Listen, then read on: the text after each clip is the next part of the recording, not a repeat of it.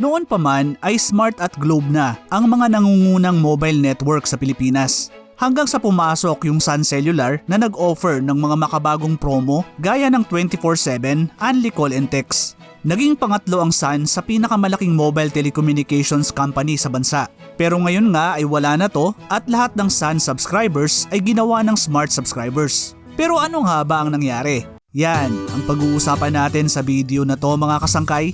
Aalamin natin ang simula, tagumpay at pagkawala ng sikat na mobile network na Sun Cellular. Pero bago tayo magsimula ay iniimbitahan kitang mag-subscribe kung bago ka lang sa aking channel at mahilig ka sa mga ganitong content. Paki-click na rin ang bell icon para lagi kang updated kapag nag-upload ako ng mga bago kong video.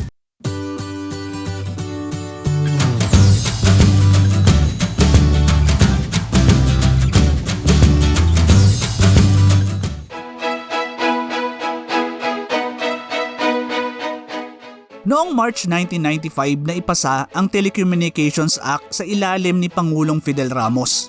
Ito ang batas na nagtanggal sa monopolyo ng PLDT sa telecommunications industry ng bansa. Para sa mga hindi pa nakapanood ng video ko tungkol sa PLDT ay ilalagay ko na lang yung link sa description sa baba mga kasangkay. Dahil sa bagong batas ay nagsimula nang pumasok ang mga bagong telecommunications company o telco para kalabanin ang PLDT. At isa nga rito ang Digital Telecommunications Philippines Incorporated o Digitel ng pamilya ni John Gokongwei Jr. na may-ari rin ng Robinsons, Universal Robina at Cebu Pacific. Bago pa nakuha ng mga Gokongwei ay nagsimula na ang Digitel noon pang 1987 bilang isang government telephone network. Nagsimula ang operasyon nito noong 1992 at noong 1993 ay nabigyan to ng 30-year exclusive contract para i-manage, i-operate, i-develop at ayusin ang telecommunication system ng Department of Transportation and Communications o DOTC. Noong 1994 ay nabigyan ang Digitel ng national franchise para maghatid ng domestic at international telecommunication service sa buong bansa. At nang naipasa ang Telecommunications Act ay isa ang Digitel sa naging kakompetensya ng PLDT pagdating sa fixed line o landline connection. Naging pangalawa to sa pinakamalaking provider ng mga wired telephone lines sa bansa.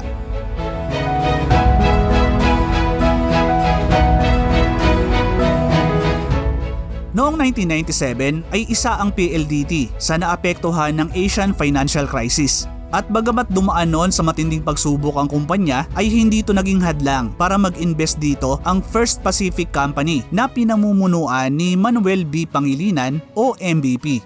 At noong November 24, 1998 ay inanunsyo ng PLDT ang pagbili ng First Pacific ng 17.5% na shares ng kumpanya sa halagang 29.7 billion pesos. Naging majority shareholder ng PLDT ang First Pacific Company at di nagtagal ay pinalitan ni Pangilinan si Tony Boy Cojuangco bilang presidente at CEO ng kumpanya. At dahil sa matinding kompetisyon ng PLDT at Digitel ay hindi na nakakapagtaka na magka-interest din si John Gokongwei sa PLDT. Noong 2002 ay nagkaroon ng kasunduan ang First Pacific at ang Gokongwei Group na ililipat sa mga Gokongwei ang 16% ownership ng PLDT. Pero ayon sa mga balita ay hinarang to ni Pangilinan at sinuway ang mga boss niya sa First Pacific.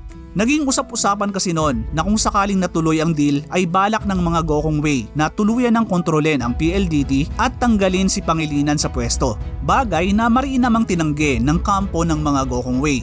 At dahil nga sa nangyaring gulo ay hindi na natuloy ang plano sanang pagbili ng mga Gokongwei sa PLDT. Pero nagpatuloy ang telecom war sa pagitan ng Digitel, ng mga Gokongwei at ng PLDT ni Pangilinan. Dahil bukod sa mga landline ay naglunsad na rin ng sariling mobile phone network ang Digitel na tatapatan ang noon ay nangungunang Smart ng PLDT.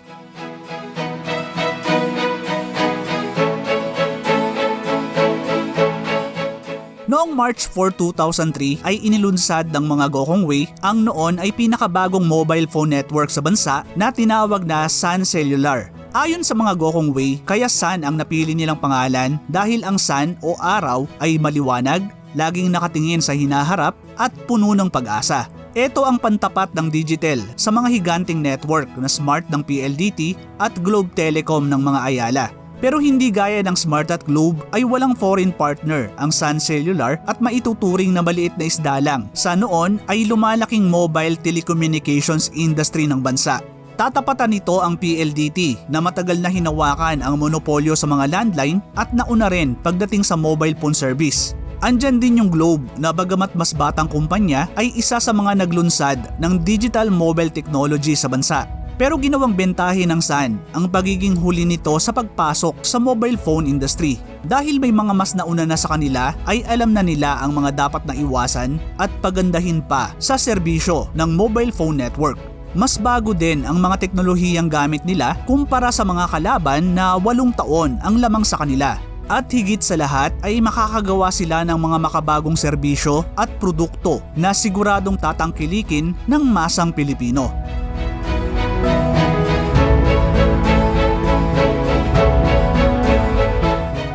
Bago magkaroon ng Sun ay halos pareho ang presyo ng serbisyo ng Smart at Globe. Halimbawa na lang yung text message dati ay piso kada send. Naabutan nyo pa ba to mga kasangkay? Yung tipong pag minalas-malas ka ay mache-check operator service ka pa dahil naubusan ka na ng load. Kaya magastos talaga mag-text at tumawag dati. Pero nagbago to nung pumasok na yung Sun Cellular at nagsimulang mag-offer ng 24/7 unlimited call and text messaging. Mapa prepaid man o postpaid ay pumatok ang mga unlimited plan at promo ng Sun. Dahil nga ata sa unlimited ng Sun, kaya nauso yung mga GM o group message noong araw. Tapos yung style ng iba kunwari ilalagay sa dulo ng text GM, pero sa isang tao niya lang talaga isesend yung text. Yung paggawa ng clan sa text mga kasangkay, nasubukan nyo rin ba yon? Sigurado ako na dahil sa unli ng Sun ay marami rin sa inyo ang napuyat noon sa kate-text at katatawag.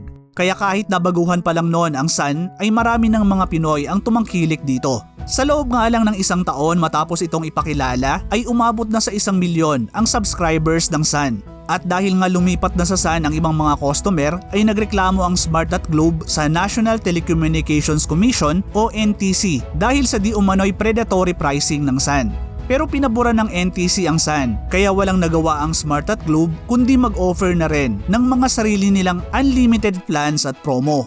Binago nga ng Sun ang industriya ng mobile telecommunications sa bansa at panalo ang mga Pinoy dahil mas naging abot kaya ang pag-text at pagtawag sa cellphone. Well, sa totoo lang mga kasangkay ay smart talaga yung gamit kong SIM simula pa nung magka-cellphone ako. Pero nung mid-2010s ay binigyan kami ng kumpanya ko dati ng cellphone na may SIM ng Sun. Tapos may monthly load kami na TU200. Yung may only text na sa Sun, 1,000 text sa ibang network, free Facebook, at 4 hours call sa lahat ng network. At dito na nga ako nagsimulang lumipat sa Sun na kahit nag-resign na ako dun sa kumpanya ay Sun pa rin yung gamit ko hanggang ngayon. Kayo ba mga kasangkay, naging Sun subscriber din ba kayo? Ano yung mga madalas yung pinapaload nun? Tsaka ano yung mga hindi nyo makakalimutang experience sa unlimited call at text ng Sun? Paki-share naman sa comment section sa baba.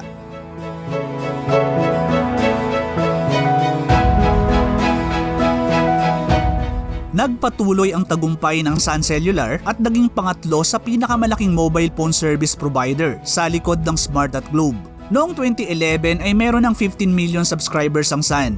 Samantalang nasa 26 million naman ang Globe at nangunguna pa rin ang Smart na merong 50 million subscribers. Kaya marami ang nagulat na noong taong din yon ay binili ng PLDT ang Digitel kasama na ang Sun Cellular. Isa to sa naging pinakamalaking buyout sa kasaysayan ng bansa na nagkakahalaga ng 69.2 billion pesos. Dahil sa nangyaring deal ay napunta na rin sa PLDT ang 15 million subscribers ng Sun na nagbigay dito ng halos 70% share ng mobile phone market. Ayon sa PLDT ay mananatili pa ring hiwalay ang brand ng Sun Cellular sa Smart. Dahil din sa deal ay 4 na ang naging hawak na brand ng PLDT, ang Smart, Token Text, Red Mobile at Sun. Pero bakit nga ba binenta ng mga Gokongwei ang Sun Cellular sa PLDT?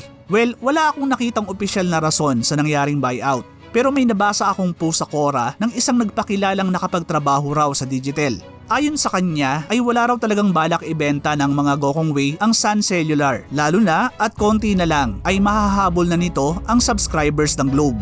Sa totoong araw niyan ay nag-invest pa ang Digitel sa mga subsea cable para makasabay sa Smart. Pero dahil kailangan ng Smart na mapanatili ang posisyon nito bilang nangungunang mobile network provider, kaya nagbigay ito ng offer na hindi natanggihan ng mga Gokongwei.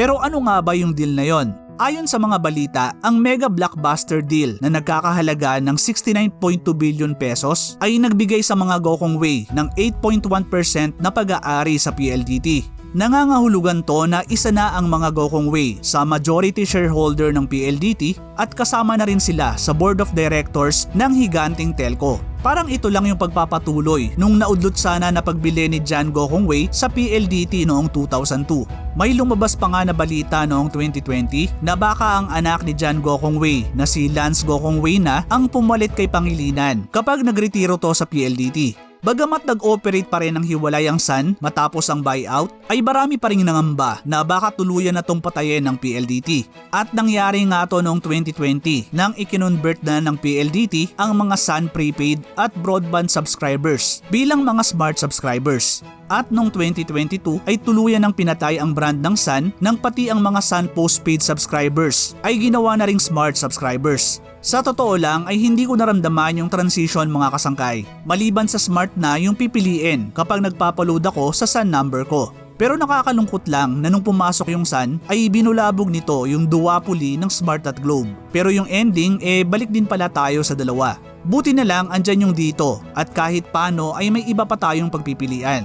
At kahit wala na ngayon ng Sun ay mananatili na ang sinimulan nito na unlimited promo at kung paano nito binago ang kasaysayan ng mobile phone industry ng bansa. Maraming salamat sa muling pagsama hanggang sa dulo ng video natin mga kasangkay. Ano ang masasabi nyo sa kwento ng Sun Cellular? Pakishare naman ng mga kwentong Sun ninyo sa comment section sa baba. Pakiclick na rin yung like button kung nagustuhan nyo yung content na to. Hanggang sa susunod na video mga kasangkay. Thank you for watching.